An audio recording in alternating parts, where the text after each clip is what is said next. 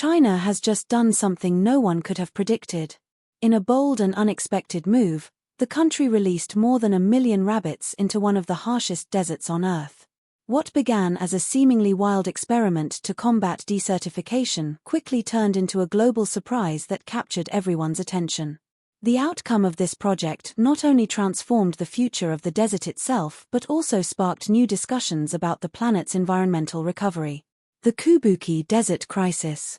The Kubuki Desert in Inner Mongolia is the 7th largest desert in China. It covers around 7,200 square miles of land. Long ago, this area was not a desert at all. It was green farmland where people grew crops and raised animals. But over time, people cut too many trees and allowed too many animals to graze. Slowly, the land lost its plants and turned into dry, empty sand.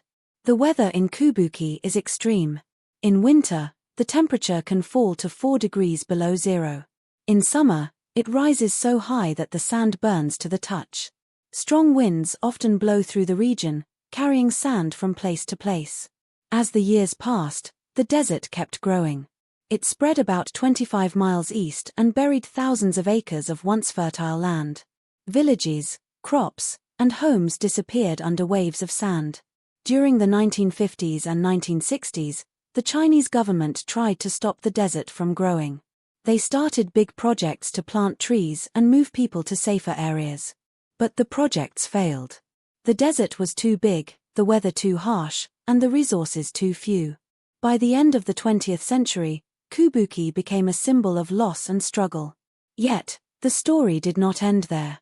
Decades later, the same desert that once brought despair became the heart of a stunning comeback, one that started with a bold and surprising plan involving millions of rabbits.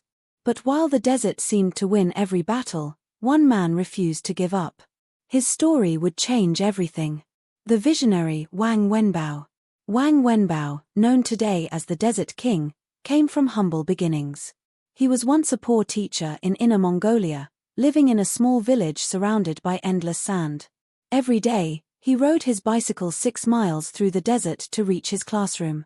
The wind was harsh, the sand burned his face, and the journey seemed endless. But those long rides gave him time to think. He realized the desert was not his enemy, it was a challenge waiting to be solved. Wang often said, "If I can't escape the desert, I'll make it pay rent." That simple line became his life's mission. He dreamed of turning the barren land into something useful, something alive again. In 1988, with almost nothing to his name, he started a small salt company in the heart of the Kubuki Desert.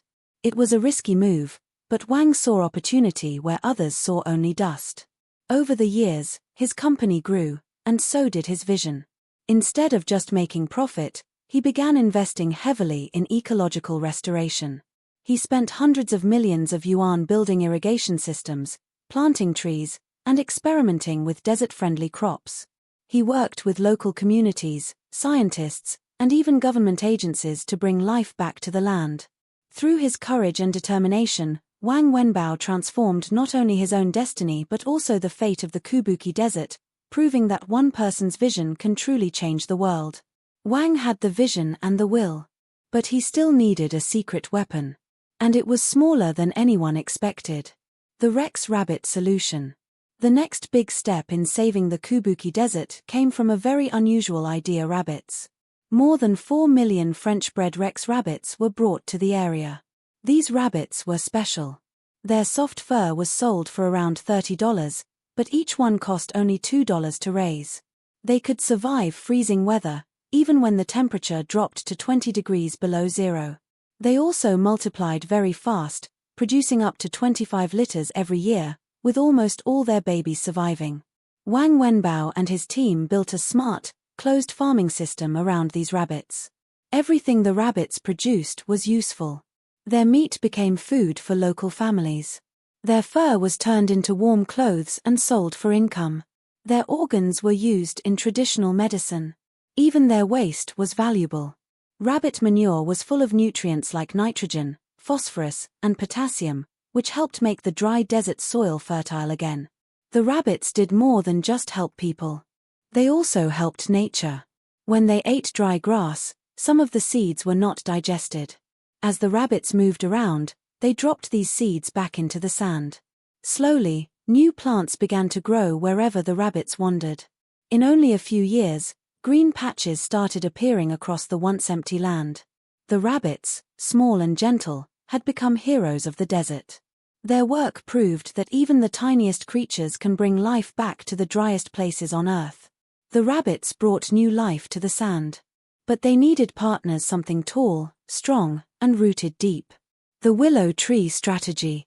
The second part of Wang Wenbao's plan focused on trees, especially the strong and flexible willow tree. Willows are perfect for harsh lands like Kubuki. Their roots can grow more than 300 feet deep, reaching underground water even in the driest places. These roots hold the sand in place, stop erosion, and keep the ground firm during strong winds. Step by step, the willows became the backbone of the desert's recovery. Wang designed a simple but powerful system where everything supported everything else. The trees gave the rabbits shade and food. In return, the rabbits produced manure full of nutrients that went back into the soil. The healthier soil helped the trees grow faster and stronger. This created a natural cycle: trees, animals, and land working together in balance. Within a few years, the results were stunning. Each acre of restored land began to produce around 5 tons of organic humus every year. What was once dry, useless sand slowly turned into dark, fertile farmland in just 3 to 5 years. The desert started to change color, from yellow to green. Today, more than 300 million willow trees stand tall across Kubuki, forming a living green wall that stretches for miles. These trees have reduced wind speeds by almost 90%, protecting nearby towns and farms. The willow tree strategy showed how smart, natural solutions could turn even the harshest desert into a thriving home full of life. The trees and rabbits worked like magic together. Now it was time to make that magic spread across the entire desert. Large-scale implementation.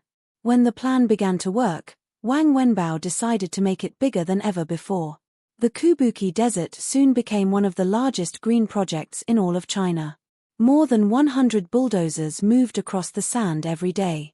Around 300 workers worked up to 18 hours daily, planting trees, building farms, and caring for millions of rabbits. Every part of the plan fit together perfectly: people, animals, and nature all helping each other. In the first 5 years, over 1,200 square miles of dry land turned green again. The endless yellow dunes slowly changed into fields and forests. From far above, even satellites could see the different patches of bright green spreading across the once dead desert.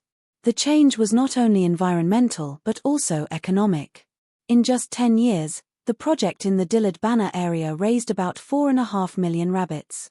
The sale of fur, meat, and manure brought in more than $76 million. Over 10,000 families who once lived in poverty found stable income and a new sense of pride. For every $3,000 to $4,000 invested, people earned nearly 4 times that amount in the first year. It became proof that helping nature could also help people live better lives. Thousands of workers. Millions of rabbits. Miles of green land. But Wang wasn't done yet. His next move would shock the world. Solar energy innovation. The Kubuki Desert revival did not stop with trees and rabbits. Wang Wenbao's next idea brought clean energy into the heart of the desert. The Juanma solar power plant became the symbol of this new chapter. Built with 196,000 solar panels arranged in the shape of a galloping horse, it became so large and beautiful that it earned a Guinness World Record for being the biggest energy artwork on Earth. Every year, this solar farm produces around 2.3 billion kilowatt-hours of electricity, enough to power more than 400,000 people. But the panels do more than just create energy. They cut wind speeds by half, give shade that helps grass grow under them, and even create a special ecosystem where small animals and insects thrive.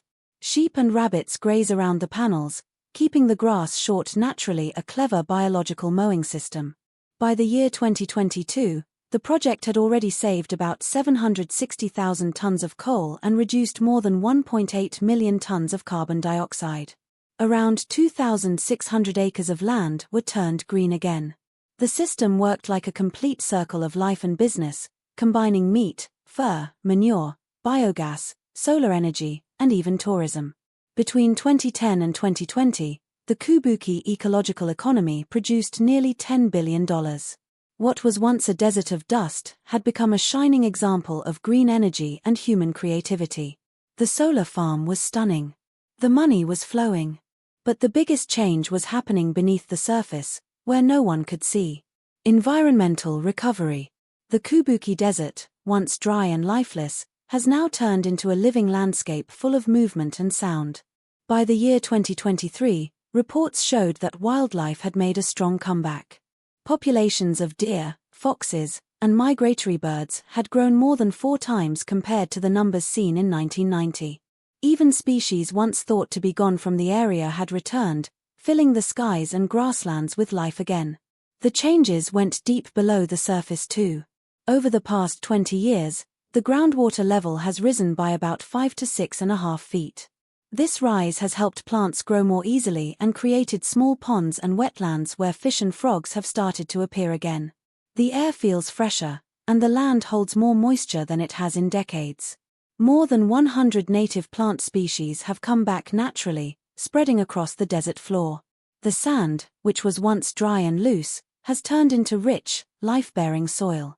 It is now soft, dark, and full of roots, insects, and nutrients. Farmers can grow grass, herbs, and trees where only dunes once stood. Birds build nests in the willows, and rabbits hide among the plants they helped bring back. The desert that once drove people away is now giving them a reason to stay.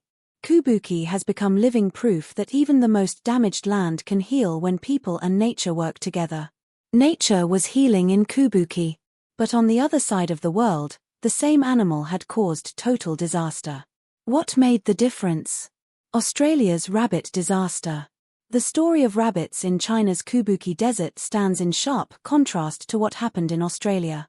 In the 1850s, European settlers brought only 24 rabbits to Australia for hunting and sport. At first, it seemed harmless. But within 50 years, the rabbit population exploded to more than 1 billion. The animals spread across the continent, eating crops, stripping grasslands bare, share, and subscribe to keep the world's most inspiring eco-stories alive.